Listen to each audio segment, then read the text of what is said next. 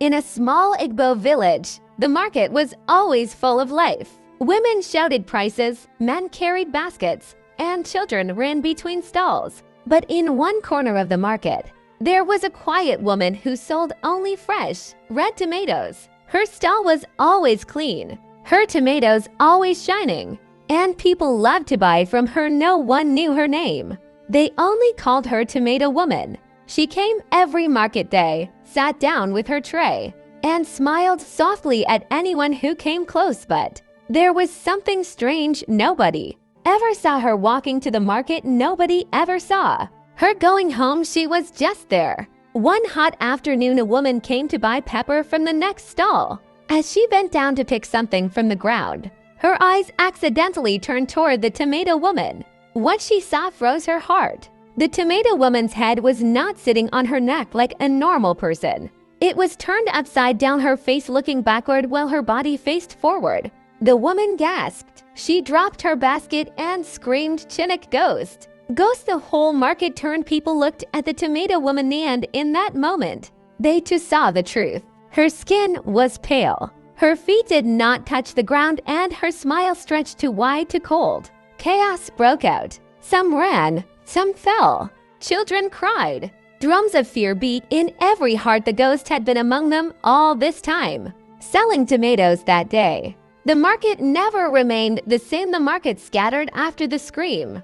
But the Tomato Woman did not move. She just stared at the woman who had seen her secret. Her upside-down face smiled slowly, lips stretching too long. That woman ran, carrying nothing. Even forgetting her basket, she pushed through the crowd, heart beating like a drum. She thought she was safe. She thought the danger was behind her. But when she reached the bus park and entered a bus home, she felt a cold presence beside her. She turned, and there she was, the Tomato Woman, sitting quietly. She's even wearing the same clothes with her, smiling at her. Nobody else in the bus reacted. Nobody else saw her, only her. The woman trembled. She bent her head, whispering, "Please, please, I'm sorry. I didn't mean to see you. I will never tell anyone." The ghost leaned close, her cold breath brushing her ear. "You saw my true face," she whispered. "Now you belong to me. Anywhere you go, I will follow. You will never escape." The woman cried silently. She reached her house and slammed the door behind her, locking every bolt. But when she turned, the Tomato Woman was already inside, sitting calmly on her chair as if she had been waiting. "Please, please forgive me," she begged, falling on her knees. The ghost tilted her head backward until it almost touched her spine. Then she hissed, "No forgiveness. You opened your eyes to what was hidden, and for that you will pay." The room grew colder. The lights flickered. The woman screamed as the shadow of the ghost stretched across the walls like a snake. That night was only the beginning of her torment. The woman could no longer carry her fear alone. Her eyes were swollen from sleepless nights, her voice shaky like dry leaves in the harmattan wind. Finally, she ran to the elders of the village. They listened carefully, their faces heavy with wisdom and worrying. One of them spoke, "What you saw is not ordinary. The ghost of the Tomato Woman is a spirit of the restless dead. She is angry, and now she has chosen you." The elders sent for a babalo, a strong diviner. He came with cowries, chalk, and a staff carved with strange symbols. He poured libation, spoke incantations, and threw his cowries on the ground. After long silence, he said, "This spirit has been living among you, selling tomatoes to feed on your ignorance. She was revealed by accident, and now she wants to drag this woman into her shadow. But there is a way. The woman must return to the market where she saw the ghost. She must act as if nothing happened. If she is strong, the spirit will leave her alone." The elders nodded. The woman wept, but they told her, "Do not fear. Obey the babalo. Tomorrow, go back to the market. You will not see her again." The next morning, the woman bathed, tied her wrapper, and forced her legs to carry her to the market. Every step felt like walking into the lion's mouth. The sun was hot, the market full, and people were buying and selling as usual. She looked around. No ghost, no Tomato Woman, just ordinary traders and buyers. Her heart calmed. She even managed to buy pepper and all. Maybe it is true, she whispered. Maybe the ghost has gone. But as she boarded a bus home, something strange happened.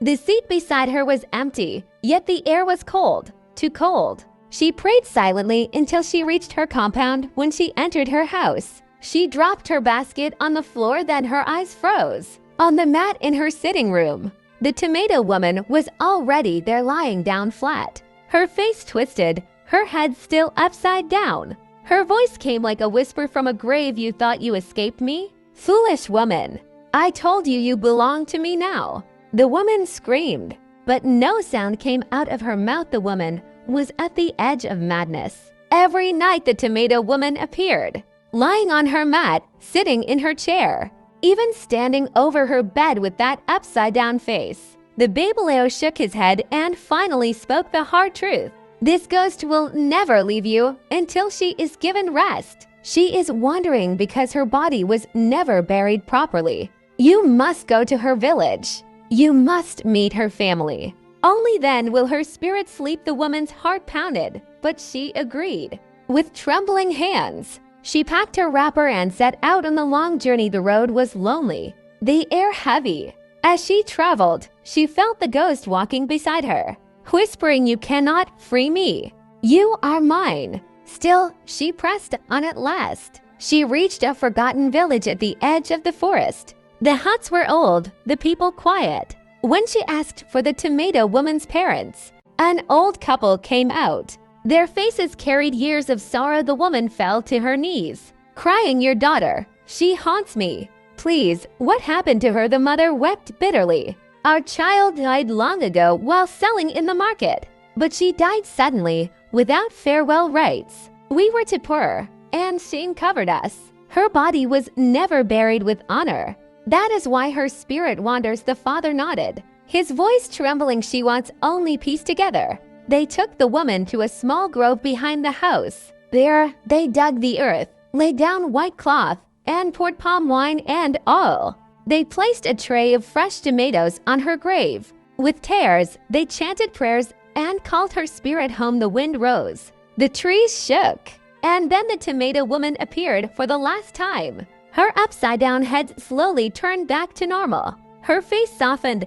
She looked at the woman who had suffered and whispered, "Now I can rest. You are free." Her body dissolved into mist, fading into the ground. The air grew warm again, and silence fell. The woman collapsed, weeping with relief for the first time in many nights. She slept without fear, and so the tomato woman was finally buried in peace, and the village was never haunted again.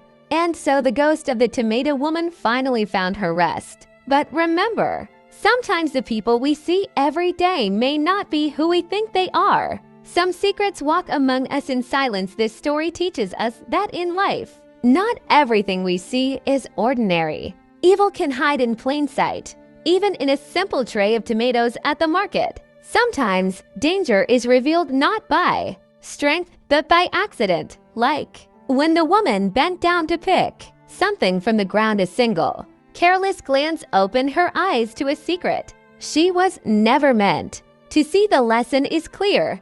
In this world, you must use wisdom in everything, even in small things like bending to pick something in the market, because what your eyes see may not always be meant for you. And once you see the spirit behind the mask, you may never escape it. Be careful, be watchful, and above all, respect the mysteries of life, because some truths are too heavy for mortal eyes that not everything in the market is what it seems. Even a smiling trader can be a restless spirit in disguise. One careless moment bending down, picking something without wisdom, can open your eyes to a world you were never meant to see. So be careful. Use wisdom in every step, because sometimes the danger we fear is not in the forest at night, but right beside us in the broad daylight of the market.